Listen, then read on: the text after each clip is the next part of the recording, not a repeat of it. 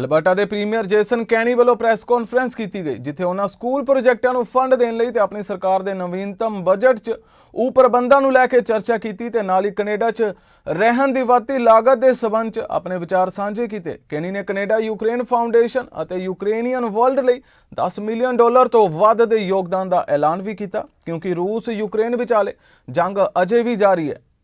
And that is why today I'm announcing that the government of Alberta will provide an additional $5 million in monetary support to the Canada-Ukraine Foundation to provide urgent humanitarian aid.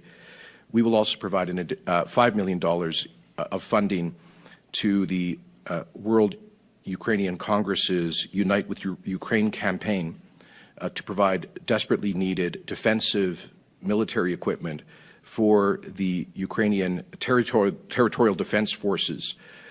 These are largely civilians who are being trained and equipped to assist the Ukrainian army in defending their country and innocent civilians. This $5 million contribution will help to equip 5,000 members of the Ukrainian Territorial Defense Force with critical defensive equipment, including flak jackets, helmets, bulletproof vests, first aid kits, night vision goggles, communications equipment, and essential fuel. These are both reputable organizations with stringent measures in place to ensure the responsible and prompt delivery of the equipment.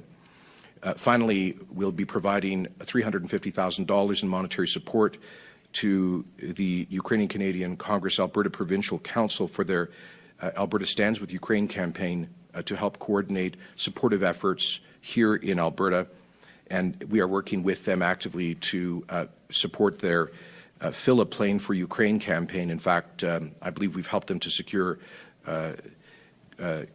air cargo transport for the first aid and defensive equipment that they are assembling here in Alberta urgently to ship that to Poland and then into Ukraine.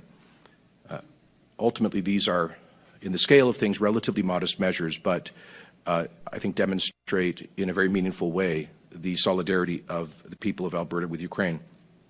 I would like to add one other point about the crisis, which is that unfortunately we have seen some acts of hatred and xenophobia being directed at Albertans of Russian origin.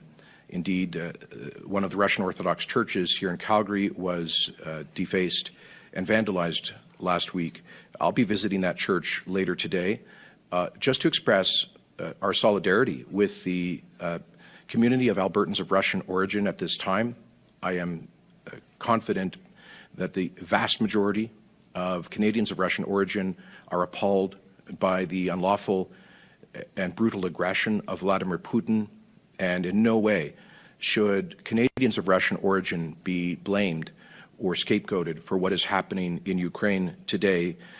We need to remember the lessons of our own sad experience, for example, in the Second World War, when Canadians of Japanese origin were caught up in a wave of sentiment and anger. Let's not repeat those mistakes.